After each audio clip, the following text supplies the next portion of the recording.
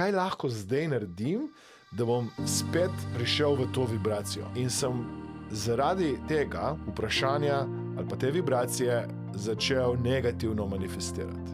To pomeni, takoj sem verjel, mogoče tudi ena taka moja lastnost, da zelo hitro zaupam, zelo hitro verjamem. In potem, ko je bilo tako dobro, na samem začetku, ko sem, na primer, začel manifestirati finančne, tudi cilje na področju zdravja, telesne teže in tako naprej, vse mi je uspevalo na različnih področjih življenja, sem se kar z enkrat začel govoriti, to je predobro, da bi bilo res. In sabotirati samega sebe in se oddaljevati od želenih manifestacij.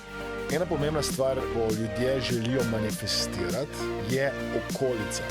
Torej, okolica vpliva na to, kako mi manifestiramo. Še posebej, če nas odvrača od manifestiranja.